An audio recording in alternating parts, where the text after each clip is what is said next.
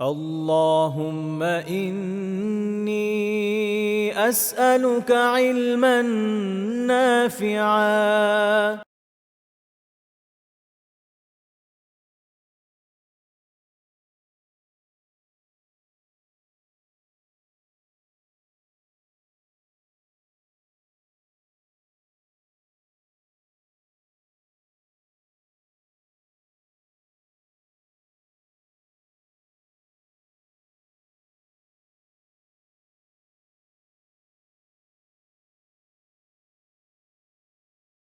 إن الحمد لله نحمده ونستعينه ونصلي على رسوله الكريم وعلى آله وصحبه أجمعين أما بعد সবাইকে স্বাগত জানাচ্ছি জীবনাচরণে নববী আদর্শের ১০০তম দর্শে। আলহামদুলিল্লাহ, আল্লাহ তাআলার শুকরিয়া।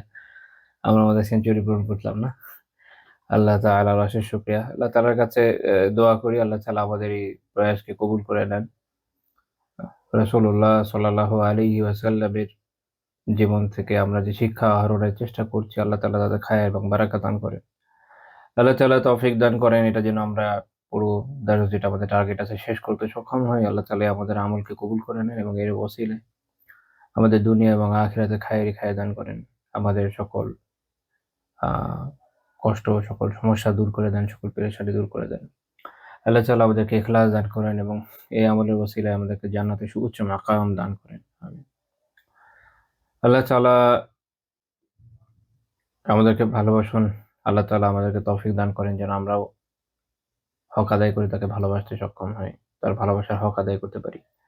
আল্লাহ তাআলা আমাদের অন্তরকে তার রাসূল সাল্লাল্লাহু আলাইহি ওয়াসাল্লামের এবং দ্বীন ইসলামের, ইসলামী শরিয়তের ভালোবাসায় পূর্ণ করে দেন। আল্লাহ তাআলা তৌফিক দান করেন তাদের ভালোবাসার হকগুলো যেন আমরা আদায় করতে পারি। আল্লাহ তাআলা আমাদের প্রতি মেহেরবানি করেন। আমাদের গুনাহ খাতাকে মাফ করে দেন। আমাদেরকে হেদায়েত দান করেন, হেদায়েতের উপর কায়েম দায়েম রাখেন। আল্লাহ তাআলা আমাদের প্রতি ভরপুর রহম করেন। আল্লাহ তাআলা আমাদের জীবনে, আমাদের ঈমানে, আমাদের আমলে, আমাদের রিজকে, জীবনের প্রত্যেকটা ক্ষেত্রে বারাকা দান করেন, প্রবৃদ্ধি দান করেন। আমাদের জীবনের যে সকল সমস্যাগুলো আছে এগুলোকে দূর করে দেন। আল্লাহ তাআলা শুকরগুজার বান্দাদের অন্তর্ভুক্ত করে দেন। আল্লাহ তাআলা আমাদেরকে তার সে সকল বান্দার অন্তর্ভুক্ত করেন যারা নেক আমল করলে আনন্দিত হয় এবং বদ আমল করলে দুঃখিত হয়। আল্লাহ তাআলা তার ইবাদত গুজার বান্দাদের মধ্যে আমাদের অন্তর্ভুক্ত করে নেন। তার যাকিরিনদের, তার জিকিরকারীদের অন্তর্ভুক্ত করে নেন। আল্লাহ তাআলা আমাদেরকে তার কালামে পাকে তেলাওয়াতকারীদের অন্তর্ভুক্ত করে নেন। আল্লাহ তাআলা আমাদেরকে তাহাজ্জুদ গুজারদের অন্তর্ভুক্ত করে নেন। আল্লাহ তাআলা আমাদেরকে শেষ রাতে ইস্তিগফারকারীদের অন্তর্ভুক্ত করে নেন। আল্লাহ তাআলা আমাদেরকে তার প্রিয় বান্দাদের অন্তর্ভুক্ত করে নেন। আল্লাহ তাআলা আমাদেরকে তার ওয়ালিদের অন্তর্ভুক্ত করে নেন।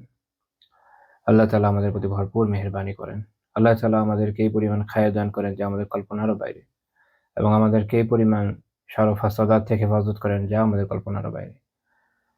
হে আল্লাহ, আপনার কাছে আমরা যাবতীয় কল্যাণ প্রার্থনা করি দুনিয়া এবং আখিরাতের এবং যাবতীয় অকল্যাণ থেকে আশ্রয় প্রার্থনা করি। আমাদের এই পর্যন্ত যা কাজ হয়েছে, যা চেষ্টা আমরা করেছি তার ওসিলাতে আপনি আমাদের এই প্রয়াসকে কবুল করে নেন, আমাদের দোয়াকে কবুল করে নেন।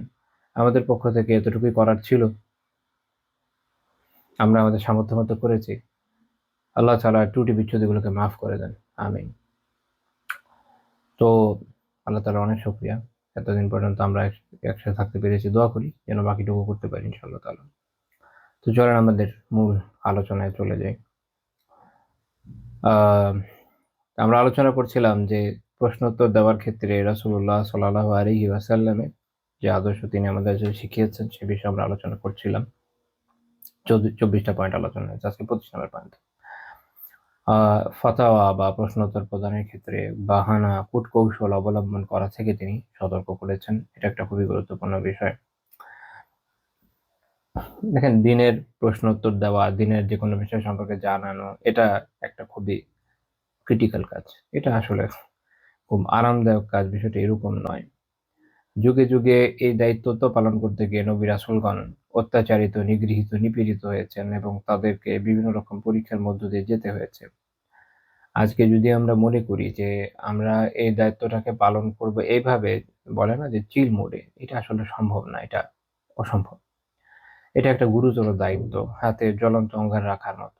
ভুল হলে যদি প্রচুর মানে সক্ষমতা সামর্থ্য থাকার পর, সর্বাত্মক চেষ্টা করার পরও যদি সঠিক উত্তর পাওয়ার ক্ষেত্রে কারো ভুল হয়ে যায়, তো এটা ক্ষমার হো, আল্লাহ তাআলা এর জন্য প্রতিদান দিয়ে থাকেন। কিন্তু যদি সক্ষমতা সামর্থ্য না থাকে, যোগ্যতা না থাকে, সেক্ষেত্রে উত্তর খোঁজার প্রয়াস, আরেকদিকে সক্ষমতা সামর্থ্য আছে বটে কিন্তু উত্তর থেকে বাঁচার প্রয়াস, অথবা টুইস্টের উত্তর দেওয়ার প্রয়াস, অথবা এমন কিছু করা যার মাধ্যমে হারাম হালাল হয়ে যায়, হালাল হারাম হয়ে যায়, ইচ্ছাকৃতভাবে এই ধরনের কাজগুলো করে অনেক অনেক বড় গুনাহ।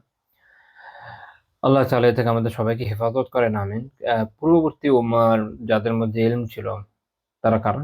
ইহুদ, আপনারা জানেন। খ্রিস্টানরা হচ্ছে, এরা হচ্ছে দলিন, এরা হচ্ছে গোমরা, এদের মধ্যে ইলমের অভাব আছে। এরা তো এদের স্ক্রিপচারই ঠিক করতে পারে না, 300 বছর লেগে গেছে।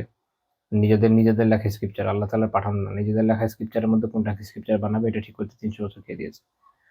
তো ইহুদিদের বিষয়টা ডিফারেন্ট, এদের মধ্যে নলেজ ছিল এবং নলেজকে এরা চর্চার মধ্যে রেখেছে, স্টিল এখনো রাখে তারা। কিন্তু এদের মধ্যে এই প্রবণতা দেখা গিয়েছে যে এদের যারা জ্ঞানী ব্যক্তি, এদের যারা আলিম, তারা বিভিন্নভাবে শরিয়াকে বিকৃত করেছে। কখনো তারা সমাজের প্রভাবশালী ক্ষমতাশালী ব্যক্তিদের মনোরঞ্জনের জন্য, তাদের জন্য সুবিধা করে দেওয়ার জন্য শরিয়ার বিধানকে লঙ্ঘন করেছে, টুইস্টেড করেছে, বিভিন্নভাবে এর মধ্যে বক্রতা আবিষ্কার করেছে, যেটা আসলে শরিয়াতে তো নাই। তারা নিজেরা নিজেদের মন গড়া বক্রতাতে আসলে আরোপ করেছে, বক্র ব্যাখ্যা করেছে। কখনো তারা নিজেদের সুবিধার জন্য এই কাজ করেছে, কখনো নিজেদের বিভিন্ন দল মতের সুবিধার জন্য করেছে। ইহুদিদের ইতিহাসে অনেক ধরনের দল মতের আলাপ আলোচনা পাওয়া যায়, বিশেষ করে যখন সেনাপতি টাইটাস 70 খ্রিস্টাব্দে জেরুজালেমকে ধ্বংস করে দিলেন, ওই সময়টাতে তাদের বিপুল পরিমাণ দল মতের কথা জানা যায় ইতিহাসের বইগুলোতে। তো এদের মধ্যে পারস্পরিক দ্বন্দ্ব সংঘাত ছিল চরমে। তো এরা ওই সময়কার ইতিহাস যদি আপনারা পড়েন, দেখবেন যে এদের যারা আলিম ছিল তারা কিভাবে শরিয়াতের বিভিন্ন বিধিবিধানকে বিকৃত করত নিজেদের দলের সপক্ষে প্রমাণ বের করার জন্য।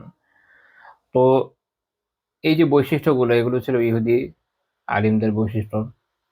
এবং যুগে যুগে যখনই কোনো জাতির মধ্যে এই ধরনের বৈশিষ্ট্য আসবে, যে তাদের আলিম, যাদের দায়িত্বই ছিল দিনকে হেফাজত করা, দিনকে সঠিক ব্যাখ্যার মাধ্যমে বিদআতি, গুমরাহ এবং বিভিন্ন বাতিল ফিরকার হাত থেকে হেফাজত করা, তারা যখন এই নিজেরাই বাঁকা পথ অবলম্বন করে দুনিয়ার কিছু স্বার্থ হাসিলের জন্য, টাকা পয়সা বেশি কামানোর জন্য, নিজের দলকে সুবিধা দেওয়ার জন্য, বা কোনো রাজনৈতিক ক্ষেত্রে কোনো দলকে সুবিধা দেওয়ার জন্য, বা নিজেদের চামড়া বাঁচানোর জন্য, বা যে কোনো কারণেই হোক না কেন, তো তখন আসলে অনেক বড় বিচ্যুতির সৃষ্টি হয়। কারণ মনে রাখবেন যে বড় বড় গোমরাহে একদম অজ্ঞমূর্খ লোকের মাধ্যমে আসলে চাইলেও খুব বেশি তার তৈরি করা সম্ভব হয়ে ওঠে না। খুব অজ্ঞমূর্খ লোক যারা না, তাদের বিচ্যুতিগুলো এত হাস্যকর থাকে যে এটা তারা নিয়ে আসে বটে, কিন্তু খুব বেশি দূর আগাতে পারে না, মানুষ বুঝে ফেলে। কিন্তু যাদের মধ্যে নলেজ আছে, সেটা আধাই হোক আর বিপরীতই হোক, মানে আপনি বলা যেতে পারে যে শিখেছে কিন্তু উল্টা শিখেছে, সেটাও হতে পারে, অথবা শিখেছে কিন্তু আধা শিখেছে, যেটাই হোক না কেন, সেক্ষেত্রে যেই সমস্যাটা হয় যে এরা যখন বিভিন্ন উপস্থাপনার মাধ্যমে দিনের বিকৃতি ঘটায়, বা ভুল ব্যাখ্যার মাধ্যমে, অপব্যাখ্যার মাধ্যমে দিনের বিকৃতি ঘটায়, অনেক সময় মানুষ এটা বুঝতে পারে না, এটাকে তাদের কুলনেস মনে হয়, এটাকে তাদের মনে হয় যে ঠিকই তো আছে, সমসাময়িক সময়ের সাথে এটাই হওয়া উচিত। তাদের মাথায় এটা আসে না যে দিন কি, এটা কি মানে বহতা নদীর মতো বইতেই থাকবে, তো তাহলে ওটা তো আসলে আল্লাহ তাআলার প্রেরিত দিন হলো না। একবার এক একজন ব্যক্তি উঠে দাঁড়াবে যার মধ্যে অধিক পরিমাণ বাগ্মিতা রয়েছে, এবং সে তার বাকচাতুর্যকে ব্যবহার করে যেকোনো বিষয়কে দিন প্রমাণ করে ছাড়বে, আর আপনি মনে করে নিবেন যে এখন থেকে এটাই দিন। তো তাহলে আপনি নবী কাকে মানছেন? এই নতুন যে এসে নতুন দিনের ব্যাখ্যা দিচ্ছে তাকে, নাকি রাসূল আরবি সাল্লাল্লাহু আলাইহি ওয়াসাল্লামকে? একই রকম ভাবে যুগ যুগ ধরে দিনের যে ব্যাখ্যা উম্মাহ গ্রহণ করে আসছে, যেভাবে চলে এসছে, সেটা যদি ঠিক থেকে থাকে, তো তাহলে এটা কিভাবে ঠিক হলো? আর যদি সেটা ভুল হয়ে থাকে, তাহলে তো দিন বিলুপ্ত হয়ে গেছে বহু আগেই। তাহলে আপনি মানছেন কি? এই লোক যে নতুন ব্যাখ্যা নিয়ে আসে, সে ব্যাখ্যাটাকে সে যে সকল বিধানের উপর, যে সকল উৎসের উপরে দাঁড় করাচ্ছে, সেই উৎসগুলো যে উৎস, এটাও আমরা এভাবেই জেনেছি যে যুগ পরম্পরায় উলামায়ে কেরাম এটাকে এভাবে গ্রহণ করে এসেছেন। কোরআন সুন্নাহকে, বা কোনটা আসলে হাদিস হবে কি হবে না ইত্যাদি বিষয়কে। তো এই লোক যখন এরকম টুইস্টেড ব্যাখ্যা করছে, তো সে বলছে যে না, আগের এদের ব্যাখ্যা ঠিক নাই। আচ্ছা, আমরা একটা উদাহরণ হিসেবে যদি এটা মেনেও নেই যে আচ্ছা ঠিক আছে, তো আপনি যে এই উৎসগুলোকে ব্যবহার করছেন এই উৎসগুলোকে আপনাকে কষ্ট করে বাদ দিতে হবে। কারণ হচ্ছে এই যে এই লোকগুলোই যারা এই উৎসের এই ব্যাখ্যা দিয়েছে তারাই এই উৎসকে ধারণ করেছিল, তাদের থেকে আমরা উৎসগুলোকে পেয়েছি। তারা যে বিষয়গুলোকে বলছে যে এটা উৎস, ওইটাকে উৎস মেনেই আপনি এই ব্যাখ্যা, নতুন ব্যাখ্যা আনতে উদ্যত হয়েছেন। তো যদি আপনি বলেন যে না তাদের ব্যাখ্যা ঠিক ছিল না, আমাদের এখন এভাবে নতুন করে ব্যাখ্যা করতে হবে, তাহলে আপনাকে ওই উৎসর, তারা তারা যেটাকে বলছে যে এটা আসলে উৎস এবং স্পেসিফিকলি এই বিষয়টাই যে উৎস, এবং সেই উৎসের ভিতরে যে বিস্তারিত আলাপ আলোচনা আছে, যেমন ধরেন হাদিস, এবং এই হাদিসে কোনটা আসলে হাদিসের বই, এটা কোনটাকে আমরা হাদিস বলবো কি বলবো না, এই যে সংজ্ঞায়িতকরণ, এগুলো তো তারাই করেছে, তাদের থেকে আমরা পাচ্ছি। তো সেই হিসাবে আপনার অস্বীকার করতে হলে সবগুলোকেই করা উচিত। আধা নিয়ে আধা ছাড়বেন কেন? তো এখানে আসলে এমন একটা সিচুয়েশন, যেটাকে আমি বলি হচ্ছে, উদাহরণ দিতে গিয়ে বলি যে ছোটবেলায় আমরা ইয়ে খেলতাম মোবাইলে, ছোট বাচ্চা যখন, মানে আমাদের আমাদের জেনারেশনে যারা, তারা ছোট বাচ্চারা মোবাইলের মধ্যে একটা গেম খেলতো। নোকিয়া মোবাইলে পাওয়া যেত, সাপের গেম। সাপ একটা একটা করে খেতে থাকে, সময় তার লেজ খেয়ে ফেলে। এটা হচ্ছে সাপের লেজ খাওয়ার মতো, লেজের লেজে নিজে কামড় দেওয়ার মতো। এটা এমন একটা বিষয় যে আপনি যদি এটাকে অস্বীকারই করেন, তাহলে পুরো ভিত্তির যা আছে সবই অস্বীকার করতে হবে। এটা তো পসিবল না। কিন্তু মানুষের মাথায় আল্লাহ আলম যে কারণে হোক, যে কোনো কারণে হোক এটা আসে না, এবং তারা মনে করে যে যে কেউ আধুনিক বিষয়ের সাথে তাল মিলিয়ে দিনকে যত বেশি বিকৃত করে উপস্থাপন করতে পারে, সে হচ্ছে তত ভালো আল্লামা, সে তত জ্ঞানী মানুষ। এবং মানুষের মধ্যে এই ধরনের একটা বিকৃত চিন্তা চলে এসছে, যে তারা মনে করছে যে অ্যাকচুয়াল জ্ঞানী হলো সে, যে আধুনিক বিশ্বের যে কোনো মতবাদের সাথে শরিয়াকে মিলাই দিতে পারে। মানে এটা কি দিন? এটা কি দিন? লাইক আপনি তো আপনার নিজের ফুটবল এরকম আরেকজনকে দিয়ে দিবেন না। হ্যাঁ? নিজের মালিকানার সত্যটা তো রাখবেন। তো দিন তো স্থিতিশীল থাকবে। দিন স্থিতিশীল থাকবে। ওটার এভাবে পরিবর্তন হতে পারে না। তো এরা কি করেছে? এরা এরকম মনে করেছে।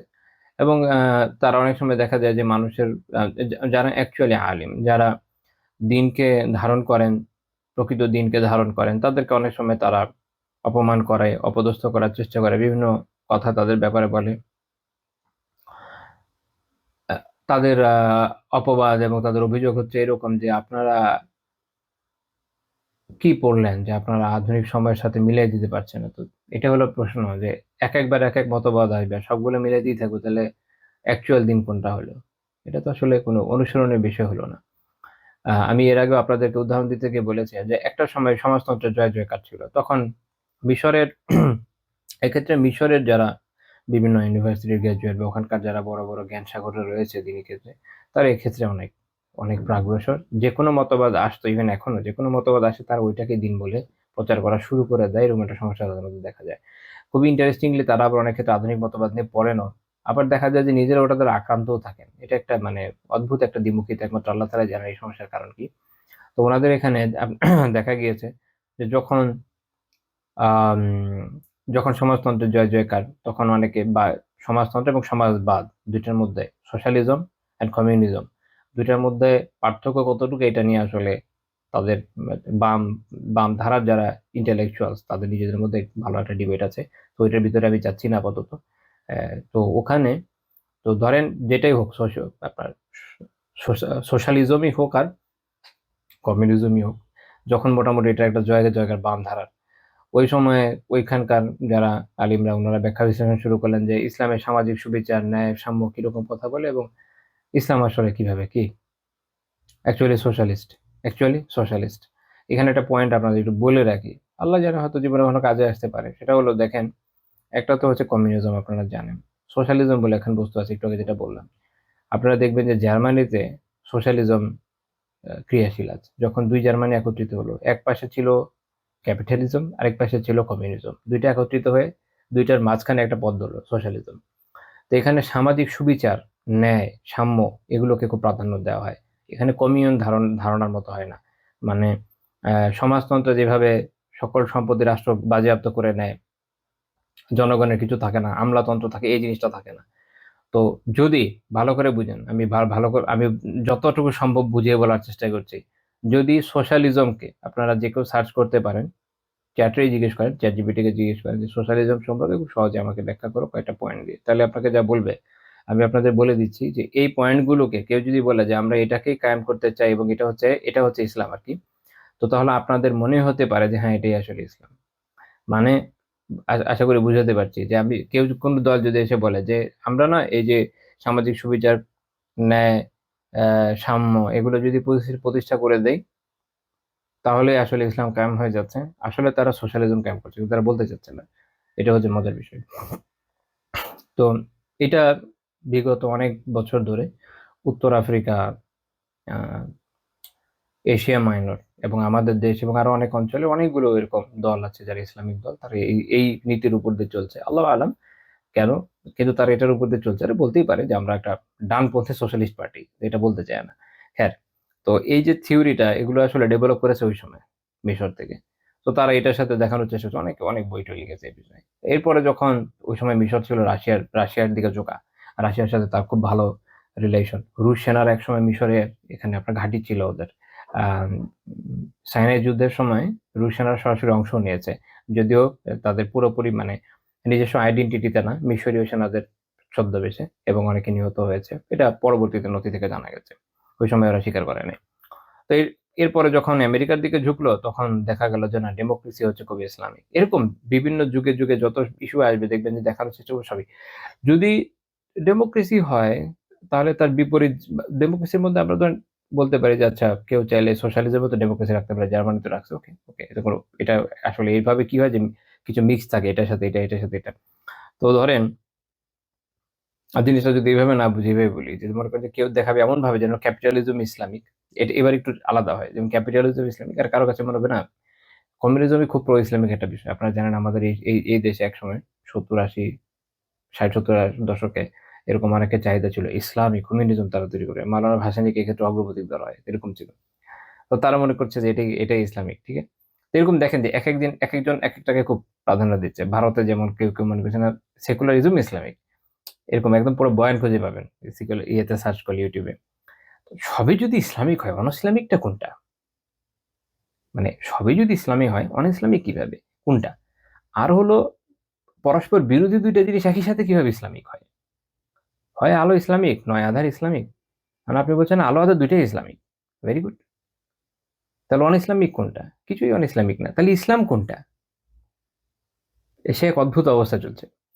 ওকে, তো এইটার সমস্যার মূল কারণ হচ্ছে এটা যে যখন আলিম এই ধরনের কাজ করেন তখন জাতি দিশাহারা হয়ে যায়, তারা দিশা খুঁজে পায় না। এটা তখন হয় যখন তারা বিভিন্ন ক্ষেত্রে এরকম বাহানা কূটকৌশল অবলম্বন করে। তো ওই ক্ষেত্রে রাসূলুল্লাহ সাল্লাল্লাহু আলাইহি ওয়াসাল্লাম তখনই সতর্ক করে দিয়েছেন। সহিহ বুখারী 2236 নম্বর হাদিস, জাবির বিন আব্দুল্লাহ রাদিয়াল্লাহু তাআলা আনহু থেকে বর্ণিত, যে মক্কা বিজয়ের যখন যখন মক্কা বিজয় হলো, বছর মক্কা অবস্থানকালে তিনি এটা শুনেছেন। আম, যে রাসূলুল্লাহ সাল্লাল্লাহু আলাইহি ওয়াসাল্লাম তখন বলেছেন আহ, মদ, তারপর হচ্ছে আপনার মৃত জন্তু, শুয়োর, তারপর বিভিন্ন মূর্তি, এগুলো নিষিদ্ধ। তো তখন আল্লাহ রাসূলকে জিজ্ঞেস করা হলো, ইয়া রাসূলুল্লাহ আরাআইতা শুহুমাল মাইতা, মৃত জন্তু চর্বি সম্পর্কে আপনি কি বলেন? মৃত জন্তু মানে কি? মৃত জন্তু মানে এইটা না যেটাকে জবাই করা হচ্ছে আল্লাহর নামে, বরং মৃত জন্তু মানে কোন জন্তু একাই মরে গেছে। এখন জিজ্ঞেস করা হচ্ছে যে ওই জন্তু চর্বির ব্যাপারে আপনি কি বলেন? فإنها يطلى بها السفن ويدهن بها الجلود ويستصبح بها الناس। এইটা দিয়ে তো নৌকায় প্রলেপ দেওয়া হয় আগেকার সময়ে। এখন তো আমরা আলকাতরা ব্যবহার করি, ওই সময় তো আর এগুলো ছিল না। তখন নৌকার নৌকার মধ্যে এরকম চর্বি দিয়ে প্রলেপ দিত, তারপর চামড়া তৈলাক্ত করা হয়। আর লোক এটা দিয়ে চেরাগ জ্বালিয়ে থাকে বা বাতি জ্বালিয়ে থাকে। চর্বি দিয়ে আগে একসময় বাতি জ্বালানো হতো। তো এগুলো অনেকগুলো কাজ আছে, কারণ এটা তো না হয় খেতে হারাম, বুঝলাম। তো এটা যদি অন্য কাজে ব্যবহার করা হয় তাহলে, তো তখন রাসূলুল্লাহ সাল্লাল্লাহু আলাইহি ওয়াসাল্লাম বলেন না হুয়া হারাম, না এটাও হারাম, অর্থাৎ যেটা হারাম পুরোটাই হারাম। তো তখন রাসূলুল্লাহ সাল্লাল্লাহু আলাইহি ওয়াসাল্লাম এটাও সতর্ক করে বলেন যে কাতালাল্লাহুল ইয়াহুদা, আল্লাহ তাআলা ইহুদীদের ধ্বংস করেন। ইন্নাল্লাহা লাম্মা হারামা শুহুমাহা জামালুহু সুম্মা বাউহু ফাআকালু সামানাহ। আল্লাহ তাআলা যখন তাদের জন্য মৃতের যে চর্বি এটা হারাম করে দিলেন, তখন তারা এটাকে গলিয়ে বিক্রি করে মূল্য ভোগ করে। তো ইহুদিরা কি করেছে দেখেন, এটাকে বলে আপনার হিলা। বিভিন্ন কুটকৌশল বাহানার মাধ্যমে হালালকে হারামকে হালাল করে না। তো তারা মনে করে যে এরকম করে নিলেই হলো, আসলে কি হয়ে গেল? আল্লাহ তাআলাকে কি আর ফাঁকি দেওয়া যায়? তো তারা ভেবেছে যে চর্বিটা যেহেতু হারাম, তাহলে আমরা এক কাজ করি, চর্বিটাকে গলাবো, গলিয়ে কি করবো, গলিয়ে গলিয়ে বিক্রি করে দিব, তাহলেই তো হয়। তারপরে তাদের আরো এরকম অনেক ধরনের কাজ আছে, আপনারা জানেন যে কোরআনে কোরআনে এটা আলোচনায় এসছে যে তারা কিভাবে শনিবারের যে বিধান ছিল, শনিবারে তাদের বিধান হচ্ছে তারা কোনো কাজই করতে পারে না, স্টিলের কোনো কাজ করে না, রান্না করতে পারে না, মেশিন ইউজ করতে পারে না, অনেক অনেক বিধিনিষেধ। তো এরা কি করে, ওই সময় কি করেছিল এদের এক গ্রুপ, যে যেহেতু শনিবার তারা এটা করতে পারবে না, এদিকে আল্লাহ তাআলা তাদের পরীক্ষা নেওয়ার জন্য ওই নদীর পাশে একটা সাগরের পাশে একটা জনপদ, তাদের ওখানে মাছ তারা ধরতো, তাদের ওই কাছাকাছি মাছ ওই সময় একটু বেশি আসতো। তো তারা কি করলো, মানে লং স্টোরি শর্ট, তারা ওখানে একটা মেকানিজম তৈরি করলো যে যেন মাছগুলো ভিতরে এসে আটকে যায়, শনিবার দিন, রবিবার তারা ওখান থেকে ধরবে। তো তাহলে তো শনিবার তারা ধরলো না, তার ধরলো কবে, হাত দিয়ে ধরলো কবে, রবিবার ধরলো। আর শনিবার তাদের মেকানিজমে আটকে গেছে, তাদের কি এখন এই বিষয়গুলো যদি মাথায় রাখেন, আমি এই ধরনের রেওয়ায়ত গুলো যদি মাথায় রাখেন, তাহলে অনেক বিষয় আপনারা দেখতে পারবেন যারা এদিক দিয়ে ওদিক দিয়ে, এদিক দিয়ে ওদিক দিয়ে, এদিক দিয়ে ওদিক দিয়ে বিভিন্ন বিষয় হালাল করে বেড়াচ্ছে আর কি, যে তখন আপনাদের এমনি কনফিউশন হওয়া উচিত যেটা কিভাবে হচ্ছে। ইমাম ইবনু বাত্তাহ রাহিমাহুল্লাহ তাআলা ইবতালুল হিয়াল বলে ওনার একটা কিতাব আছে, ইবনু বাত্তাহ রাহিমাহুল্লাহ তাআলা ইবতালুল হিয়াল, অর্থাৎ অর্থ বলা যায় যে এরকম কৌশল বাহান এগুলো বাতিল করুন। ওখানে উনি একটা রেওয়ায়াত উল্লেখ করেছেন যে রাসূলুল্লাহ সাল্লাল্লাহু আলাইহি ওয়াসাল্লাম বলেছেন, লা তারকাবু মারতাকাবাতিল ইয়াহুদ, ইহুদিরা যা করেছে তোমরা এরকম করো না। ফাতাস্তাহিল্লু মাহারিম আল্লাহি বিআদনাল হিয়াল, যদি এটা করো তাহলে তোমরা এরকম নিকৃষ্ট কৌশলের মাধ্যমে আল্লাহ তাআলার হারামকৃত বিষয়কে হালাল করে নিবে। ইমাম ইবনুল কাইয়িম রাহিমাহুল্লাহ তাআলা তাযহিবু সুনানি আবি দাউদে এটা সনদকে হাসান বলেছেন। তো এই হাদিসে যা বলা হয়েছে, যা থেকে সতর্ক করা হয়েছে, আমার মনে হয় আপনারা তা বুঝেন, এবং বর্তমানে যেটা কি পরিমাণ ব্যাপকতা বিস্তার লাভ করেছে এটা বলার অপেক্ষা রাখে না। অর্থাৎ কৌশলের মাধ্যমে যে জিনিসটা সুস্পষ্ট বুঝাই যাচ্ছে এটা হালাল হওয়ার কথা না, এটাকে তারা হালাল বানিয়ে ফেলছে বিভিন্নভাবে। এবং এই অবস্থা হয়েছে যে কিছুকাল পরে তো এমনও হতে পারে যে এটা যে একটা জিনিস যে হারাম, এটা হারাম বললেও কেউ কেউ ছেদ করবে, হ্যাঁ না হারাম। যেমন এটার মজার কথা মনে পড়লো, মিউজিকের বিষয়ে শেখ আলবানী রাহিমাহুল্লাহ তাআলা ৮০ দশকে ওনার বইয়ের মধ্যে লিখেছিলেন যে এখনই যে অবস্থা, কিছুকাল পরে এটা বলাই মুশকিল হয়ে যাবে। মানে আমি কোট আন কোট করছি না, মূল কথাটা এরকম যে এটা এটা হারাম। এখন তো এরকমই, আপনি লেখেন, দেখেন যে কতজন এসে জ্ঞান বিতরণ করা শুরু করবে, না এটা হালাল, না এটা হালাল, সুবহানাল্লাহ। চারও মাযহাবের মতামত কিতাবগুলোতে হারাম হিসেবে উল্লেখ আছে। যুগ যুগ ধরে মুসলিম উম্মারা পশ্চিম উম্মার আলিমরা কেউ বুঝে নাই, হঠাৎ করে কেউ একজন বুঝে গেছে যে না এটা তো হালালি। তো যে বুঝেছে তাকে আগে প্রশ্ন করা দরকার ছিল যে এতকাল ধরে মুসলিম উম্মাহ আসলে তাহলে কিসের উপরে ছিল? যদি ওটা ইসলাম হয় তোমারটা ইসলাম হয়, যদি তোমারটা ইসলাম হয় ওটা ইসলাম না। তো যদি ওইটা তোমারটা ইসলাম হয় ওটা ইসলাম না হয়, তাহলে ওই ইসলাম যারা পালন করে এসেছে, যারা এটাকে হারাম, একটা হালালকে হারাম মনে করে এসেছে, তারা তো বিশাল বড় গুনাহ করেছে নাকি? তোমার তোমার আলাপ আলোচনা থেকে বোঝা যায়। তো সেই হিসাবে তারা যে দিনকে যে রেওয়ায়েত গুলোকে ধারণ করেছে, তাহলে তো তাদের থেকে এটা নেওয়ার কোনো সুযোগ নেই। এরকম লোক থেকে কিভাবে রেওয়ায়েত নেবে? এরকম একটা সিম্পল মাসালা, মানুষ সবসময় গানের সাথে যুক্ত।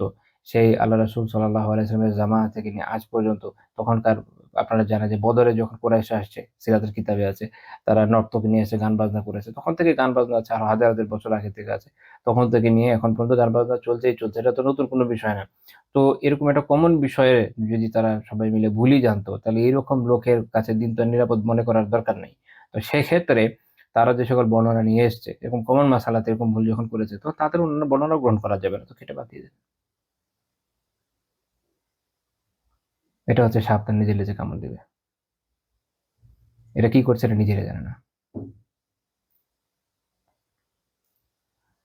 যাই হোক, তো এই হচ্ছে বড় সমস্যা, যখন এরকম তাল বাহানা করে হারামকে মানুষ হালাল করা শুরু করে, তখন দিন অপরিচিত হয়ে যায়। আর এই কারণে যখন আপনি এই বিষয়গুলো খেয়াল করবেন, তখনই বুঝতে পারবেন যে সেই জামানায় দিন ধরে রাখা কেন এত কঠিন, নট দ্যাট ইজি। আর এমনি এমনি সেখানে এত ফাজিলতের কথা আসে নাই। ওকে, আমরা এই পয়েন্টে এখানে আপাতত থামিয়ে দিচ্ছি। তো এখান থেকে এই মাসালাও কিন্তু জানা গেল, সেটা কি তাহলে, যে মৃত জন্তু যেগুলো আছে এগুলো দিয়ে কোনো ধরনের ইন্তিফা, কোনো ধরনের উপকার গ্রহণ করার জন্য বৈধ নয়। ইবনে হাজার রাহমাতুল্লাহি আলাইহি ফাথুল বারীতে বলেছেন, ওয়া হারামুন আলাল ইন্তিফা, এটার উপকার গ্রহণ করা কিনা বৈধ না। ওয়া কওলু আকসারিল উলামা, অধিকাংশ আলেমদের কথা এটা। কি ইয়াহরুমুল ইন্তিফাউ বিহা, এদের উপকার গ্রহণ করা কি এটা যে হারাম, এটা অধিকাংশ আলেমের অবস্থা। ব্যতিক্রম আছে একটা, যেটা অন্য দলিল দিয়ে বোঝায়, সেটা হচ্ছে ট্যানিং। চামড়াকে ট্যানিং করলে তখন শুধু চামড়াটা ব্যবহার করা যায়, ওটা অন্য রেওয়ায়েত থেকে জানা যায়। আচ্ছা, 26 নম্বর পয়েন্ট, যা ঘটে নাই এমন বিষয়ে প্রশ্ন করতে নিষেধ করতেন। এটা রাসূলুল্লাহ সাল্লাল্লাহু আলাইহি ওয়াসাল্লাম পছন্দ করতেন না, যে কোনো কিছু হয় নাই সেটা নিয়ে কেউ এসে প্রশ্ন করবে।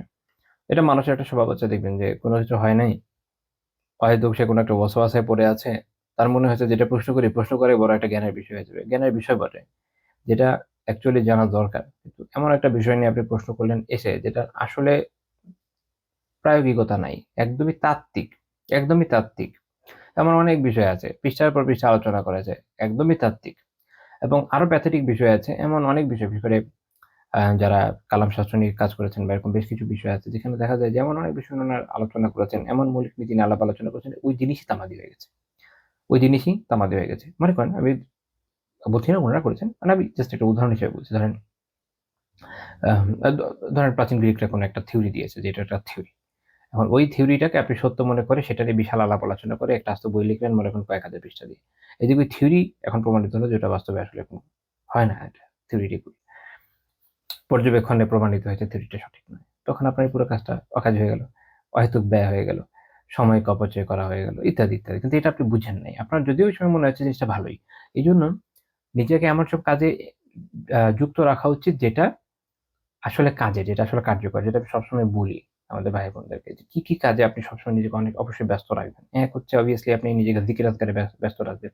আপনি তিলাওয়াত করেন, আপনি তাফসীর পড়েন, আপনি আপনি হাদিসের কিতাব পড়েন, ব্যাখ্যা পড়েন, উলামায়ে কিরামের বিভিন্ন দুরুস এখন তো আলহামদুলিল্লাহ এত ইজিলি পাওয়া যাচ্ছে অনলাইনে। দেখেন, আরবি শেখেন, ফিকহের কিতাব পড়েন, আত্মশুদ্ধির কিতাব পড়েন, এগুলো কাজের বিষয়, যেগুলো আপনার জীবনে কাজে আসবে। কিন্তু আপনি এমন থিওরিটিক্যাল বিষয় নিয়ে পড়ে গেলেন যেটা আসলে আপনার জীবনে ওইভাবে প্রায়োগিক না। আবার কেউ এরকম করে যে ধরেন এমন বিষয় নিয়ে আলাপ আলোচনা সে করতে চায় যেটায় পৌঁছার যোগ্যতা তার নেই। সে ইজতিহাদি বিষয় নিয়ে আলাপ আলোচনা করতে চায়, অথচ ওখানে ঢোকার যোগ্যতা তার নেই। সেদিন এই জাস্ট আই থিংক ১ মাস আগে হবে, আমার এক স্টুডেন্ট এসে প্রশ্ন করলো একজন রাব্বির বিষয়ে। যা বলছে যে উনি মানে জাস্ট একটু উদাহরণ বুঝানোর জন্য সমস্যা কোন জায়গায় হয়। যে আ যে উনি যদি আনা করেন তাহলে ওটা দঈফ হবে ইত্যাদি। এখন উনি তো রাবিতুস সাকা, ঠিক আছে? এখন আল্লাহ।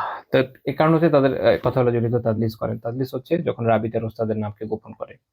কিন্তু উনি রাবি সাকা, এবং এখন প্রশ্ন হচ্ছে এটা কি কায়দায়ে কুল্লিয়া কিনা, ব্যাপক কায়দা কিনা? যে একটা মূলনীতি হচ্ছে যে মুদাল্লিস রাবি যিনি তার ওস্তাদের নামকে গোপন করেন, ঠিক আছে? তিনি যদি আনা করেন, অর্থাৎ এমন শব্দ প্রয়োগ করেন যেটা থেকে বোঝা যায় যে তিনি তার ওস্তাদের নামকে আসলেই গোপন করছেন, তখন এটাকে, আমি কিন্তু আপনাদের বুঝার সুবিধার জন্য করে বলছি, শাস্ত্রীয়ভাবে ব্যাখ্যা করছি না। তো তাহলে ধরে নিতে হবে যে এটা দুর্বল। এটা হচ্ছে কায়দায়ে কুলিয়া, ব্যাপক কায়দা। কিন্তু এটার অনেক এক্সেপশন আছে। এটা বললেই হয়ে যায়। যেই রাবীর ব্যাপারে কথা বলেছে, সেই রাবীর আনা সহিহ বুখারীতে আছে, সহিহ মুসলিমে আছে, ইমাম তিরমিজি রাহিমাহুল্লাহ উল্লেখ করেছেন, সবাই সহিহ হিসেবে উল্লেখ করেছেন। উনি আনা করলেই এটা দায়ীফ হয়ে যায় না। এখন যে উলুমুল হাদিসের প্রাথমিক বই পড়েছে, পড়ার পর তার মনে হয় যে আমি তো এখন রীতিমতো মুজতাহিদ স্তরে পৌঁছে গেছি। এখন আমি হাদিসের তাহকিক করব। তারপরে এই দুর্ঘটনা সে ঘটাবে। সবকিছুর একটা লেভেল আছে। ওই পর্যায়ে তো পৌঁছানো লাগে। তো এই সমস্যার কারণ হচ্ছে এটা যে যখন আপনি আপনার লেভেলের থেকে উপরে চলে যাবেন, এমন বিষয়ে আলাপ আলোচনা করবেন যার কোনো প্রয়োজন নাই। আপনি কেন ওটা নিয়ে আলোচনা করবেন? আপনার ব্যক্তি জীবনে কোনো কাজে আসতেছে না, উম্মার জন্য কোনো উপকারে আসছে না। আবার আপনি বুঝতেও পারছেন না যে আপনি যে ভুল করছেন। তো থরলি নিজের নলেজকে বাড়ানোর চেষ্টা করতে হবে, নিজেকে আমলে এনগেজ করতে হবে। নিজের পরিধিটা বুঝতে হবে যে আমি কতটুকু পর্যন্ত আসলে যেতে সক্ষম। তো যাই হোক, আমি একটু এগিয়ে গিয়েছি মূল টপিক থেকে। সেটা হলো যে যা ঘটে নাই, এটা আসলে এটা শাখায় বলা যায়। যে বিষয়ে আসলে আপনার সাথে সম্পৃক্ত না, বা যে বিষয়ে আপনি আসলে ধরার যোগ্যতা রাখেন না, ওটাতে এগিয়ে যাওয়াটাও কিন্তু এর মধ্যেই পড়ে।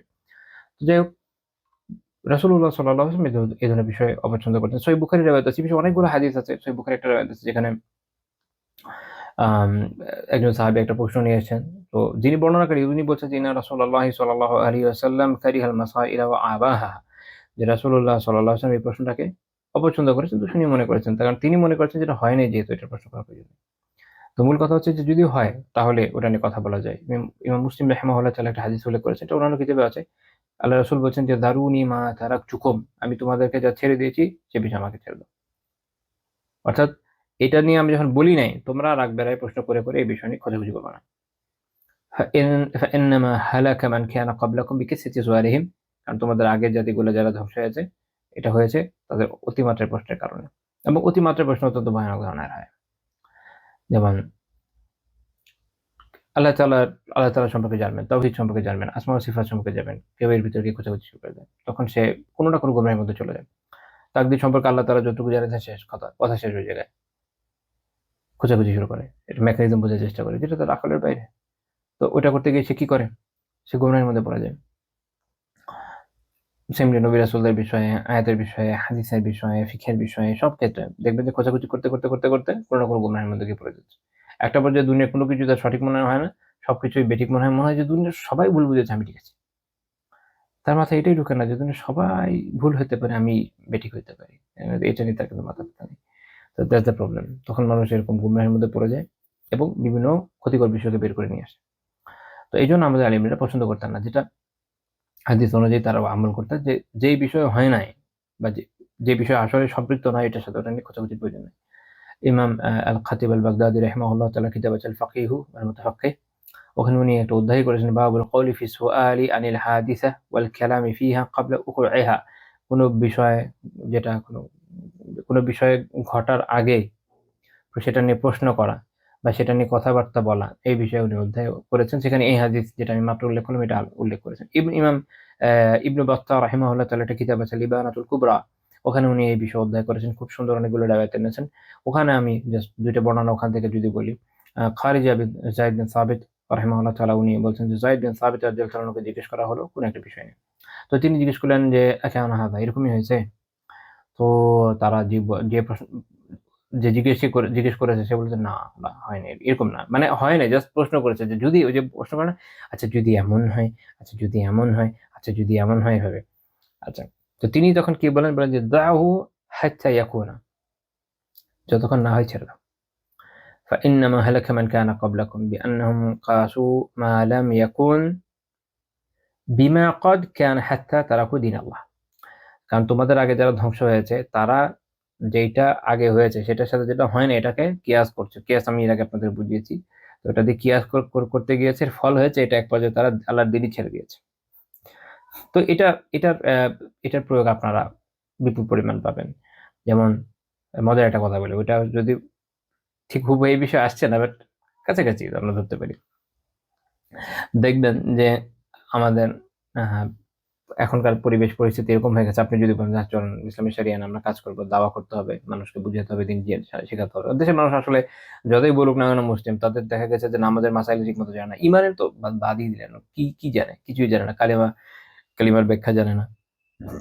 তাগুত কি বুঝে না, কিছুই বুঝে না। তো এদের দিয়ে আপনি কি দিন কায়েম করবেন? তো নিজেই বুঝি না দিন কি জিনিস। আমি এর আগে একবার মনে হয় আপনাদের বলেছিলাম যে দিন যদি আমরা বলি যে ভাই দিন কায়েম করবো, খুব খুশি, হ্যাঁ দিন কায়েম হবে, মাশাআল্লাহ বারাকাল্লাহ, অনেকে খুশি, হ্যাঁ। কিন্তু যখন আপনি ওটার মাসাইল নিয়ে আলাপ আলোচনা করবেন, দেখা যাবে বা দেখা যাওয়ার সম্ভাবনা অনেক বেশি যে ব্যক্তি খুশি হয়ে গেছে সেই হয়তো বিভিন্ন জায়গায় ধরা খেয়ে গেছে। হতে পারে সে একটা বাড়িওয়ালা, হ্যাঁ, হতে পারে সে একজন বাড়িওয়ালা। সে হয়তো ওই যে আগে থেকে অ্যাডভান্স টাকা নিয়ে সুন্দর করে ব্যাংকে বসে সুদ খাচ্ছে বা বিভিন্ন ব্যবসায় লাগিয়ে রাখছে, যেটা তার জন্য বৈধ নয়, হারাম হচ্ছে, খবর নেই। হতে পারে সে একজন ব্যবসায়ী যে হয়তো মজুতদারি করার মাধ্যমে হারাম খাচ্ছে বা মাপে কম দেওয়ার মাধ্যমে হারাম খাচ্ছে। হতে পারে সে একজন শিক্ষক যে শিক্ষকতার সময়ে বসে মোবাইল টিপে তার আর্নিং এর কিছু অংশকে হারাম বানিয়ে দিচ্ছে, পড়াশোনা বা পড়ানো বাদ দিয়ে বা অন্যান্য ভাবে নিজের কাজকে নষ্ট করার মাধ্যমে বা অন্যান্য বিভিন্ন ভাবে। হতে পারে যে যেই ওয়ার্কিং আওয়ার তার আগে সে বের হয়ে চলে যায়। হতে পারে সে একজন ডাক্তার, সরকারি, সে সেম কাজই করছে। এরকম মানে দেখবেন যে বাংলাদেশে আম যত ধরনের প্রফেশন আছে আপনি সব জায়গায় খুঁজে বের করতে পারবেন ইসলামের দৃষ্টিকোণ থেকে কি অঘটন ঘটছে এখানে এবং কি অবৈধ কাজ মানুষ করে বেড়াচ্ছে। এবং অ্যাপারেন্টলি দিনদার মনে হচ্ছে একটা মানুষকে, দেখা যাচ্ছে সেও এর মধ্যে ইনভলভড। তো এই হচ্ছে অবস্থা। তো জরুরি আসলে কি? মানুষের মধ্যে দাওয়া করা, মানুষকে বোঝানো যে শরিয়া আসলে আপনার কাছে কি চায়। এখন তো এগুলো বলাই মুশকিল হয়ে গেছে, এগুলো তো বলাই মুশকিল হয়ে গেছে। আমার মনে আছে অনেক আগে এই ওয়ার্কিং আওয়ারের বিষয়ে মাসালা মুফতি তাকি উসমানী সাহেবের একটা পুরো আস্ত লেখা আমি পোস্ট করেছিলাম ফেসবুকে। তো অনেকে এসে ওখানে লিখছে যে না, আমি এটাতে দ্বিমত করি। আল্লাহ আকবার, খুব ভালো, খুব ভালো, খুব ভালো। আমাদের দেশে বিশাল বিশাল আল্লামা পয়দা হয়ে যাচ্ছে, তারা দ্বিমত করতে এসছে, অথচ আরবিও জানে না, কোথেকে দ্বিমত করবে? দ্বিমত করার জন্য দিন তো জানা লাগবে। আপনি তো দিনে কিছুই জানেন না, দিনের মূল্য তো জানেন না, কিছু জানেন না, সে এসে দ্বিমত করতে। তো এই হচ্ছে আমাদের অবস্থা। তো এই এই এই জাতির আপনি কিভাবে এর মধ্যে দিয়ে দিন কায়েম করবেন? আপনি যখন বলছেন যে দিন কায়েম করবে, সে দিন দিয়ে তা বুঝছে, কি বুঝছে জানেন? আপনি জানেন না। দিন দিন কায়েম দিয়ে তারা 100 জন আসলে 100 রকমের একটা চিন্তা নিয়ে বসে আছে, উইয়ার্ড কোনো চিন্তা। নিশ্চিত থাকেন অ্যাটলিস্ট দিনের সাথে যায় না। আবার যারা বলছে আমরা দিন কায়েম করবো, সেও এমন এক চিন্তা নিয়ে আছে। সেদিন আমি একজনের এক ভিডিও দেখলাম, তাকে জিজ্ঞেস করছে যে শরিয়া আইন আসলে কি জিনিস, সে এমন অদ্ভুত অদ্ভুত কথা বলছে। আমি বললাম, আল্লাহ, আপনি নিজেই জানেন না যিনি শরিয়া আইন বলতে কি কায়েম করতে চায়। তাহলে চিন্তা করেন এত অজ্ঞতার ভিতরে কিভাবে কায়েম করবেন। তো যাই হোক, এগুলো তো অ্যাকচুয়াল ইস্যু, যেটা যারা বুঝমান আলেম আছেন অনেক আগে থেকেই বলে যাচ্ছেন যে খুব জরুরি বিষয় হচ্ছে মানুষকে শিক্ষিত করা। আপনাদেরকে আমরা এর আগে আলোচনা করেছি আপনাদের সামনে যে রাসূলুল্লাহ সাল্লাল্লাহু আলাইহি ওয়াসাল্লাম মদিনাতে আগে কি পাঠিয়েছেন, দায়ী পাঠিয়েছেন, দুজন শিক্ষককে পাঠিয়েছেন, মুসাব বিন উমাইর রাদিয়াল্লাহু আনহুকে এবং আব্দুল্লাহ বিন উম্মি মাকতুম রাদিয়াল্লাহু আনহুকে। ওনারা কি করেছেন? মানুষকে শিখিয়েছেন, পড়িয়েছেন, জানিয়েছেন, তাই না? তারপরে একটা একটা অবস্থা তৈরি হয়ে যায়। খালি হাজার হাজার মানুষ বলছে আমরা মুসলমান, এটা বললেই হয়ে যাবে না। এটা বললেই হয়ে যাবে না। হাজার হাজার মানুষ বলছে আমরা মুসলমান, সবাই গিয়ে ধরেন গিয়ে অমুক অমুক জায়গায় বিভিন্ন শিরকে লিপ্ত হয়েছে, তার মধ্যে তো আসলে মানে ওই বোধটা নাই। নামে নামে আদমশুমারির মুসলমান। কাজেই সংখ্যা দেখে খুশি হয়ে যাওয়ার কিছু নাই। আমাদের দেশে ৬০-এর দশকে যখন প্রথমবার এই ইয়েতে আইয়ুব খানের আমলে নির্বাচন হলো, তখন এই ইসলামিক কিছু পার্টি এরা এত ব্যাপক জনপ্রিয়তা আশেপাশে, কারণ সবাই তো হুজুর না, ওয়াজ করতে গেলে অনেক মানুষ নেমে যায় না, মানুষের ঢল নামে। ওটা দেখে মনে হলো যে তাহলে তো ইলেকশন এবার আমরা ক্ষমতায় আসবে, একটা আসনে পাইনি। ঠিক আছে? তো মানুষ এরকমই। ওই ওই ইয়েই হবে, ঢল দিবে কিন্তু টাইমলি তাদেরকে পাওয়া যাবে না। তো এটার মূল কারণ হচ্ছে যে মানুষের ওই জ্ঞানের অভাব। যেমন থানভী রাহিমাহুল্লাহ তাআলার আমি আলোচনা দেখেছি। আমাদের এখানে সালাফি আলেমদের আম শেখ আব্দুল হেল কাফি, আব্দুল হেল বাকি রাহিমাহুল্লাহ, আপনার নামও হয়তো শোনেন নাই। আমাদের এই অঞ্চলে আহলে হাদিস আলেমদের একদম শুরুর সময়কার বড় আলিম। মানে শুরুর সময় তো বলতে চাচ্ছি না, মানে ১০০ বছর আগেকার। তো ওনাদের হাতে জমিয়তে আহলে হাদিস শুরু হয়। তো এনারা এই বিষয়কে ওই সময় আমি ২ দিকেই উদাহরণ দিলাম বোঝানোর জন্য যে যারা রোগগুলোকে আইডেন্টিফাই করেছিলেন যে আগে তো মানুষকে দিনটা শেখানো দরকার, অবস্থা ভালো না। নয়তো কাজ হবে না। নয়তো এরাই বিরোধিতা করবে। তো তখন তারা দাওয়ার একটা ম্যানুয়াল তৈরি করছে। কিন্তু হয় কি, সব দাওয়াই একসময় থেমে যায়। শুরু হয় কিছু মানুষ শিখে, তারপরে এরা এটার একটা কাল্ট বানায় ফেলে। কাল্ট বানানোর পরে কি হয় জানেন? দাওয়া বন্ধ হয়ে যায়। তখন সবাই মনে করে কি, এই যে বিষয়টা, এই যে স্ট্রাকচারটা আমরা বানিয়েছি না? এটাতেই সবাইকে আনতে হবে। কিন্তু এই স্ট্রাকচারটা কিন্তু এই কাজের জন্য বানানো হয়নি। বানানো হয়েছিল একটা দাওয়ার জন্য।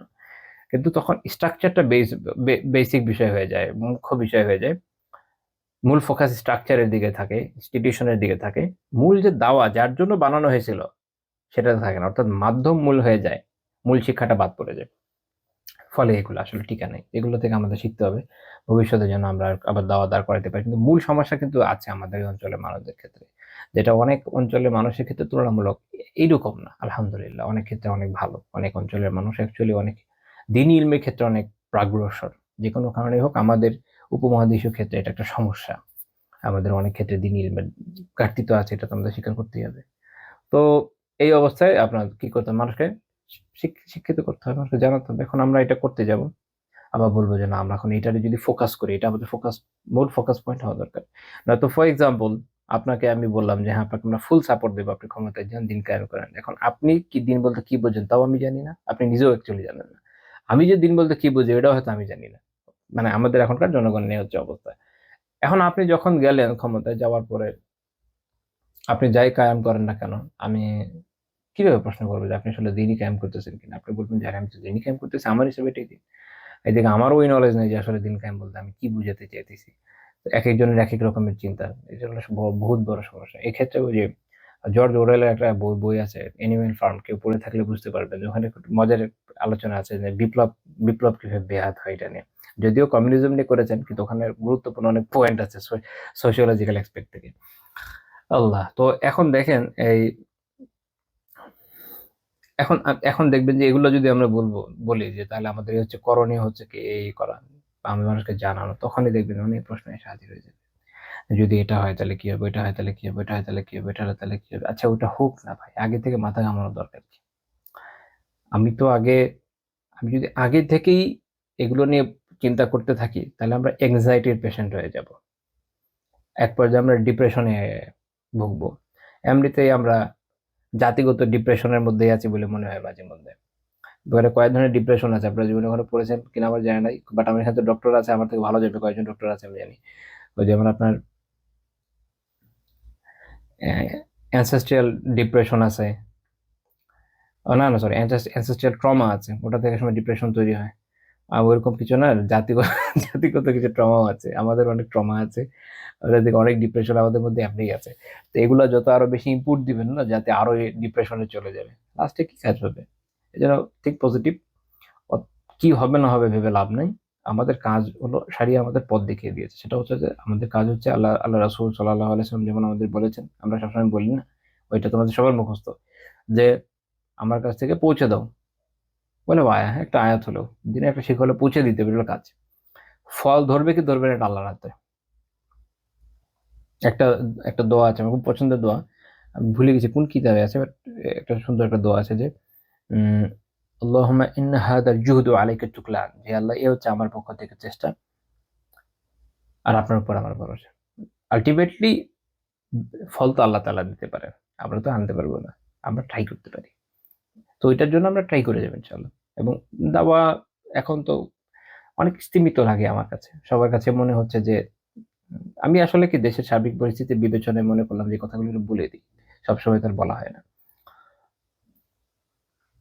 মানে মানুষের অনেক সময় মনে হচ্ছে যে আমরা যেন একদম পুরো পূর্ণাঙ্গতায় পৌঁছে গেছি দিনই ইলম আমল সব দিক দিয়ে, মাশাআল্লাহ, এখন তো খালি শরীয়তটা কায়েম হওয়া বাকি। আমার কাছে এটা এরকম মনে হয় না, বরং এর উল্টাটাই বাস্তব মনে হয়, সেরকমই সত্য মনে হয়, সেটাই সঠিক মনে হচ্ছে, আল্লাহ আ'লাম। তো মাসরুক রাহিমাহুল্লাহ তাআলা একটা বর্ণনা আছে, উনি উবাই বিন কাব রাদিয়াল্লাহু তাআলা আনহুকে একটা মাসালা নিয়ে জিজ্ঞেস করলেন, তখন উবাই রাদিয়াল্লাহু তাআলা জিজ্ঞেস করলেন যে খেয়ানত হয়েছে এরকম? তো মাসরুক রাদিয়াল্লাহু তাআলা রাহিমাহুল্লাহ বললেন যে না, এরকম তো হয় নাই। তো তিনি বলেন فأجمني حتى تكون, যতক্ষণ না হয় ততক্ষণ আমারে শান্তি দাও, আগে হোক, হলে জিজ্ঞেস করো। তো এটা আমাদেরকে এই জিনিসটাই শেখাচ্ছে যে যেটা মোস্ট ইম্পর্টেন্ট ওইটা নিয়ে বিজি থাকুন। দুনিয়াতে এত কাজ আছে, এত ইলম আছে, ওগুলা অর্জন করে ওগুলা পরিতকুল পাওয়া যায় না। যেই জিনিস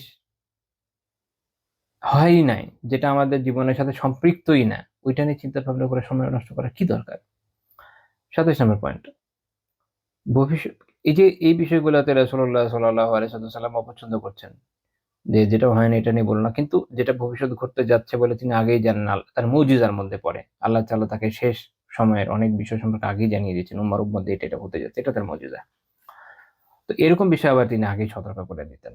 এই ২ টার মধ্যে হলো পার্থক্য। তো এটা থেকে এটাও শিক্ষা পাওয়া যায়, যখন আমাদের তার মুজিজা হবে না, যদিও আউলিয়া কিরামের কারামাত সত্য, কিন্তু মুজিজার মতো অত স্ট্রং ও হয় না, সবসময় বুঝাও যায় না। নিশ্চিত হওয়া যায় না যে আসলেই কারামা কিনা। মানে অনেকে তো কারামার নামে এখনকার সময়ে কি করে, অনেকে কারামার নামে ধান্দাবাজিও করে। এটা বাস্তব। তো বিভিন্ন পীর বুজুর্গ এটা ওটা বলে বিভিন্নভাবে টাকা হাতে কত কিছুই করে। এইজন্য এখনকার সময় আসলে আস্থা রাখা মুশকিল। একটা হচ্ছে গিয়ে থিওরিটিক্যাল আলোচনা, কারামা তো সত্যই। আরেকটা হচ্ছে যে প্র্যাকটিক্যালি সব ক্ষেত্রে এটা প্রমাণ পাওয়াটা একটু টাফ।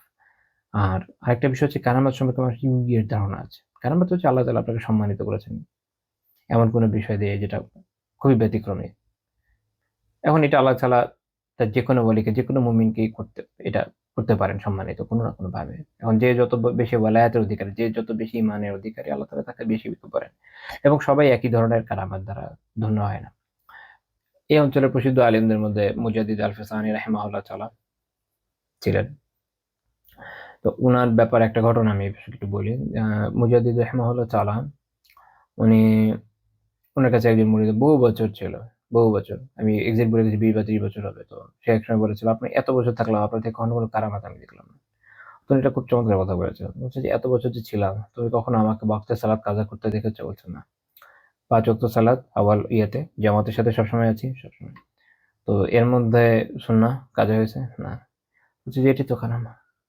এটার থেকে বড় কারামত কি আশা করো? দিনের উপর ইস্তেকামাত সবচেয়ে বড় কারামত হতে পারে, আল্লাহ তাআলা এটাই আপনাকে দান করলেন।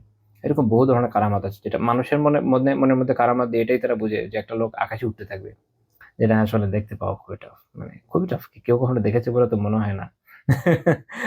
বইপত্রে থাকতে পারে, বাস্তব দুনিয়াতে বা খুব টাফ।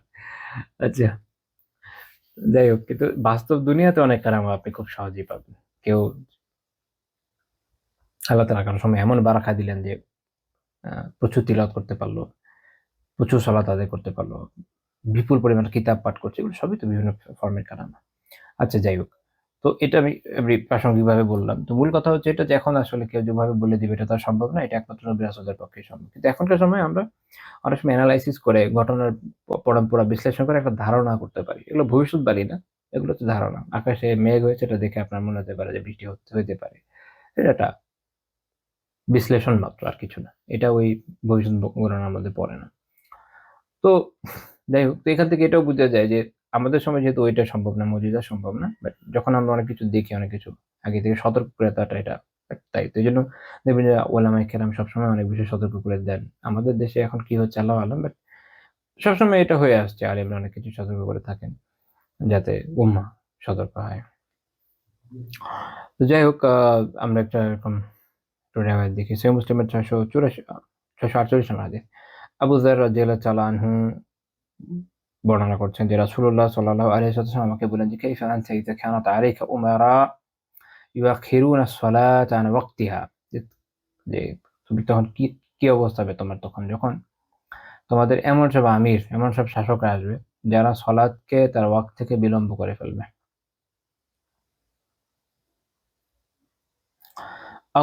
আও ইউমিতুনা আস-সালাতা আন ওয়াক্তিহা, অথবা সালাত থেকে তার ওয়াক্ত থেকে মেরে ফেলবে। এখন এটা দ্বারা উদ্দেশ্য হচ্ছে এইটা, যেটা ইমাম আন-নাওয়ী রাহিমাহুল্লাহ তাআলা উল্লেখ করেছেন, মুল্লা আলী কারি রাহিমাহুল্লাহ উল্লেখ করেছেন যে সলাতের যে মুখতার ওয়াক্ত, মুস্তাহাব ওয়াক্ত, সেটা থেকে তারা পিছিয়ে দিয়ে অনেক পেছনে চলে যাবে। এর মাধ্যমে যেন তারা সলাতের রূহকে মেরে ফেলবে। আর ফলে সলাৎ যেন মৃতের মতো। তো আমাদের এখান থেকে একটু শিক্ষা নেওয়া উচিত। রাসূলুল্লাহ সাল্লাল্লাহু আলাইহি ওয়াসাল্লাম শাসকদের পরবর্তী সময়ে এরকম হবে এটা নিয়ে বলছেন। তো আমরা কি করছি? অনেকের মধ্যে এই অভ্যাস আছে যে তারা একদম শেষ ওয়াক্তে গিয়ে পড়ে। এখান থেকে তাদের শুধরানো উচিত। আসলে সেটা যেন সলাৎ যেন মৃত সলাতের মতো। সলাৎ তার আউয়াল ওয়াক্তে মুস্তাহাব। কোনো কারণে যদি একটু পিছানো লাগে, যেমন জামাতের অংশ নেওয়া, এরকম কিছু ছেলেদের জন্য কিছু ওজরের ইস্যু থাকে। তো এটা আলাদা কথা। এটা তা না হলে সলাৎ তার মুখতার ওয়াক্ত, তার মূল যে ওয়াক্ত, তার যে পছন্দনীয় ওয়াক্ত, সেখান থেকে পিছিয়ে নেওয়ার সুযোগ নেই। অর্থাৎ একটা সলাতের ওয়াক্ত থাকে। যেমন একটা হচ্ছে মুখতার, গায়ের মুখতার। একটা সময় থাকে যেটা মুস্তাহাব সময়, যে সময় আদায় করা উত্তম, যেটা হচ্ছে একদম তার শুরুর সময়টা। যেমন যোহরের ক্ষেত্রে, আসরের ক্ষেত্রে এরকম। আর কিছু ক্ষেত্রে এটা একটু পিছিয়ে নেওয়া উত্তম, যেমন ধরেন ঈশার ক্ষেত্রে। আর কিছু আচ্ছা, এটা গেল। আর আরেকটা হচ্ছে যে যেটা মুখতার ওয়াক্ত না, কিন্তু জায়েজ ওয়াক্ত সালাত হয়ে যায়। সেটা হচ্ছে যে আউয়াল ওয়াক্তের একটু পরে গিয়ে। আর কোনো সালাতের ক্ষেত্রে যেটা হয় যে আপনার মাকরুহ ওয়াক্ত থাকে, যেখানে আপনি পিছিয়ে নিতে পারেন খুবই কোনো উযর থাকলে। আ আবার আপনার হারাম ওয়াক্ত আছে, যেমন ঈশার ক্ষেত্রে রাতের অর্ধেক যখন চলে যায়, তখন এরপরে থেকে যদি আপনি বিনা উযরে এটা দেরি করেন, হারাম হয়ে যাবে। আর যদি উযর থাকা অবস্থায় দেরি করেন, তাহলে আদায় তো হয়ে যাবে, অপছন্দনীয় কাজ। এত দেরিতে চলে যাবে। আর এটার ওয়াক্ত মূলত আধা রাত পর্যন্ত। বা তারপরও যদি কারো কোনো উযর থাকে, আদায় করে নাই কোনো কারণে, তখন ওই সময় যখন সে আদায় করবে, ইনশাআল্লাহ তাআলা আদায় হয়ে যাবে। কিন্তু এটা মুখতার না। এটা পছন্দনীয় ওয়াক্ত না। পছন্দনীয় ওয়াক্ত হচ্ছে ঈশার ক্ষেত্রে রাতের 1/3 যাওয়ার পরে, মাগরিবের ক্ষেত্রে ওয়াক্তের শুরুতে। তারপর হচ্ছে আসর এবং যোহরের ক্ষেত্রেও তাই। ইউজুয়ালি ওয়াক্তের শুরুতে। যোহরে যখন গরমকালে অনেক গরম পড়ে, তখন তাবরিদ বা একটু ঠান্ডা হোক, একটু শীতল করে, সামান্য একটু দেরি করে। এই হচ্ছে মানে ওয়াক্তের ব্যাপারে ইন এ নাটশেল আলাপ আলোচনা। তো কেউ যখন এখান থেকে পিছিয়ে যাচ্ছে, মাকরুহ ওয়াক্তের দিকে চলে যাচ্ছে, মনে করেন যে একদম আসরের কাছাকাছি সময় যোহর পড়ছে, তো সালাত তো হয়ে যায়, কিন্তু এটা অপছন্দনীয় কাজ, এটা তার করণীয় ছিল না। করণীয় ছিল আউয়াল ওয়াক্তে পড়া। কিন্তু আমরা কি করি, এরকম পিছিয়ে থাকে, আরে দুনিয়ার সব কাজ করে ফেলবো তারপরে গিয়ে সালাত আদায় করবো, এটা তো আমাদের সমস্যা। আল্লাহ তাআলা আমাদের হেদায়েত দেন, আমি অথচ সালাতে তো প্রশান্তি, মানে কখন আদায় করব, না আদায় করতে পারলে অন্তরে অশান্তি হবে, এটাই তো হওয়া দরকার ছিল, কিন্তু এটা আমাদের হয় না, এটা দুঃখজনক। তো এমনি হাদিসের বাহ্যিক ইয়ে থেকে এটা বোঝা যায়, বাহ্যিক অর্থ থেকে এরকম মনে হয় যে এর মানে মনে হয় এইটা, যে সলাতের ওয়াক্ত শেষ হওয়ার পরে কথা বলছে। ইউআখিরুনা ইউআখিরুনা সলাত আন ওয়াক্তিহা, এখান থেকে যেন এরকম মনে হয় যে সলাতের ওয়াক্ত শেষ হওয়ার পরে, অর্থাৎ জোহরেরটা আসরে গিয়ে পড়ছে। আসলে এরকম হবে না। ইমাম নাওয়াবী রাহিমাহুল্লাহ তাআলা শারহ, তার যে আল মিনহাজ, সহিহ মুসলিমের ব্যাখ্যা, ওখানে উনি বলছেন যে মূলত যে সকল আমিরদের ব্যাপারে কথা বলা হচ্ছে, এটা শুরুই হয়েছিল বনু উমাইয়াদের সময়।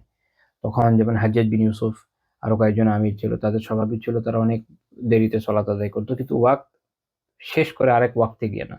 এটা উনি বললেন যে এটার উপর ভিত্তি করে এর ব্যাখ্যা বুঝতে হবে। তো তার মানে হলো এটা যে ওয়াক্তের এরকম দেরি করে আদায় করা শেষের দিকে। তো তখন করণীয় কি?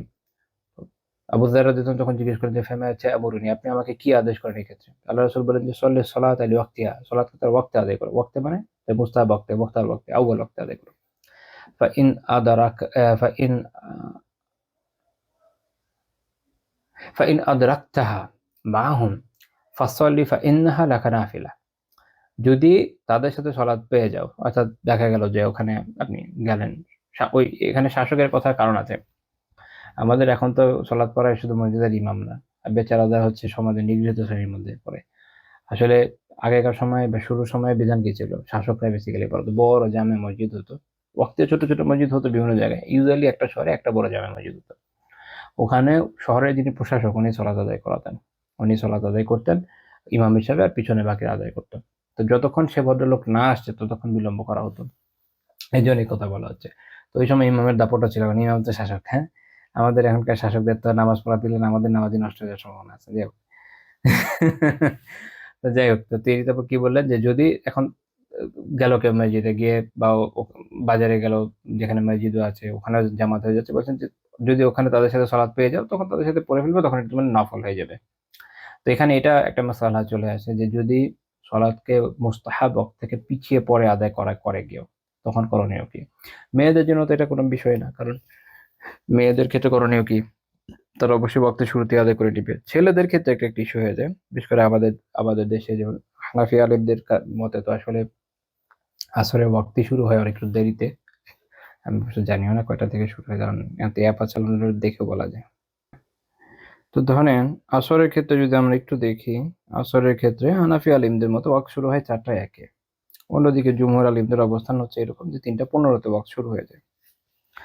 এখন ধরেন একজন পুরুষের জন্য জরুরি হচ্ছে কি, তার জন্য ওয়াজিব হচ্ছে জামাতে অংশ নেয়া, তো সে তো জামাতে অংশ নিবে।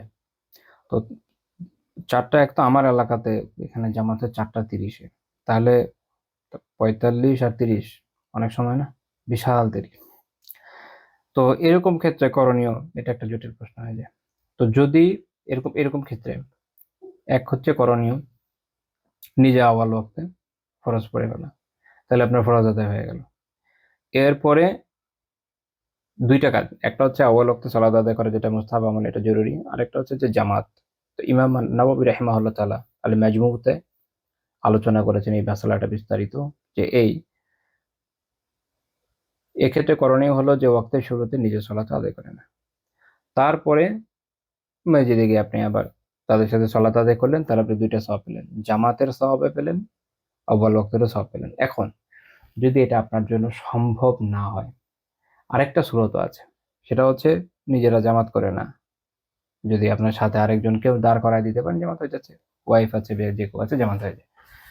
আরেকটা বিষয় হলো, থার্ড অপশন হচ্ছে যে জামাত আপনি করতে পারছেন না, আউয়াল ওয়াক্তে একা একা পড়ে ফেললে পরে গিয়ে মসজিদে যে আপনি জামাতে শরিক হবেন সেই সুযোগ আপনার হবে না, আপনার 2টার একটা অপশনকে নিতে হবে, অথবা আপনি এমনই হলো সেটা আপনার দেওয়া হবে না। এই জলিম মানুষের, আমাদের তো এই অবস্থা। তো এই ক্ষেত্রে কি করণীয়, কোনটাকে প্রাধান্য দিবে? আগে একা পড়বে, পরে আর জামাতে শরিক হবে না, নাকি একবারই জামাতে শরিক হবে, কারণ জামাতে শরিক হওয়া তো ওয়াজিব। তো এই একটা জটিল জায়গা, তো এখানে ওলামার মধ্যে একটা মত পার্থক্য আছে। আমার কাছে যেটা শক্তিশালী বলে মনে হয় সেটা এইটাই যে ওয়াজিব হিসাবে এটাকে প্রাধান্য দেওয়া উচিত। আউয়াল ওয়াক্তে পড়াটা অবভিয়াসলি মুস্তাহাব। যখন আপনি যদি আহ, এই অঞ্চলে আলিমদের টাইম, যেটা হানাফি আলিমদের টাইম অনুযায়ী যদি পড়তে যান মসজিদে সলাৎ, সেক্ষেত্রে বিলম্ব হলেও সেটা একদম মাকরুহ বা হারাম ওয়াক্তের দিকে চলে যাচ্ছে না। তো কাজেই সেক্ষেত্রে আপনি যদি কোনো একটা আপনার করতে হয়, এটা আপনার করণীয় জামাতের শারিক হওয়া। আমি কাউকে কাউকে দেখেছি, ইউটিউবে দু একটা ভিডিও দেখেছি, ওনারা এরকম বলেছেন যে বাসায় পড়ে ফেলবেন আর ওইটাই জরুরি বেশি। আমি এটা মনে করি না, কারণ আউয়াল ওয়াক্তে পড়াটা মুস্তাহাব। মনে রাখতে হবে যে মুস্তাহাবের উপর ওয়াজিব প্রাধান্য পাবে, এটা উসুল, কমন উসুল। তো যেহেতু আপনি জামাতে যেতে পারছেন না, বা সরি, দুইটা করতে পারছেন না, অর্থাৎ শুরুর ওয়াক্তে পরে আবার যে আপনি জামাতে যাবেন এটা আপনার দেওয়া হবে না, তাহলে আপনি জামাতটাই করবেন, জামাতটায় অংশ নেবেন। তাহলে আপনার যেটা হবে জামাতও হবে, যদি আপনার আউয়াল ওয়াক্তে হচ্ছে না, বাট এর আপনার উত্তর আছে, জামাতই হয়ে যাচ্ছে, আলহামদুলিল্লাহ। ওটা বেশি জরুরি, ওয়াজিব আগে জরুরি, মুস্তাহাবের চেয়ে আগে কি জরুরি বেশি? ওয়াজিব জরুরি। তবে 3টা সুরত আলোচনা করে দিলাম, আশা করি বিষয়টা ক্লিয়ার। এক হচ্ছে ওয়াক্তের শুরুতে আদায় করে নিয়ে আপনি পরে গিয়ে জামাতে শরিক হতে পারেন, সেক্ষেত্রে আপনার ওয়াক্তের শুরুতে মুস্তাহাবও হবে, পরের জামাতে শরিক হওয়ার কারণে এটা আপনার কি হয়ে যাবে, নফলও হবে, আবার জামাতে সওয়াব আপনি পাবেন, দুইটাই সুযোগ হচ্ছে। সেকেন্ড অপশন হচ্ছে যে আপনি যদি কাউকে নিয়ে জামাত করে ফেলতে পারেন, করে ফেলেন। থার্ড অপশন যেটা, সেটা হচ্ছে যে আপনার যদি একটাই করতে হয় এবং আপনি নিজে জামাত করতে পারবেন না এমন হয়, তাহলে আপনি মসজিদে গিয়ে তাদের সাথেই পড়েন, কোনো সমস্যা নেই। আপনার ওয়াজিব তো আদায় হয়ে যাচ্ছে, মুস্তাহাবের চেয়ে ওয়াজিব অনেক বেশি জরুরি। ঠিক আছে, এই হলো 3টা সূরা। আশা করি এই বিষয়ে কনফিউশন হবে না যারা এই মাসালার উপর আমল করেন তাদের। আর যারা হানাফি ফিকহ অনুযায়ী আমল করেন তাদের তো আসলে ওয়াক্তই শুরু হয়ে পড়ে। তাদের আবার এখানে কেউ এটা বলতে পারে যে আপনার মনে হয় তো অনেক দেরি করে ফেলছেন, সেটা এরকম না, ও বেচারাদের ওয়াক্তই শুরু হয় 4টা একে, মানে এটা একটা ইখতিলাফের জায়গা, এটা বৈধ ইখতিলাফের জায়গা যে আসর ওয়াক্ত আসলে কখন শুরু হয়, বস্তুর ছায়া কতটুকু হলে। এটা নিয়ে অনেক একাধিক রেওয়ায়েত আছে, এটা যুগ যুগ ধরে আলেমদের মধ্যে ইখতিলাফ আছে, এটা নিয়ে বাড়াবাড়ির কিছু নাই, যে যেটাকে বেশি শক্তিশালী প্রাধান্য প্রাপ্ত মনে করবে, সমস্যা না। তো ওনাদের ওয়াক্ত শুরুই হয় 4টা 1-এ। 4টা 1-এ ওয়াক্ত শুরু হওয়ার কারণে আপনি যখন 4:15 বা 4:30 পড়ছেন, খুব বেশি দেরি তো আসলে হচ্ছে না। তো এই হচ্ছে ইস্যু। আচ্ছা, যাই হোক, তো আমাদের আজকের আলোচনা আমি এই পর্যন্তই রাখছি। সুবহানাকাল্লাহুম্মা বিহামদিকা লা ইলাহা ইল্লা আনতা আস্তাগফিরুকা ওয়া আতুবু ইলাইক।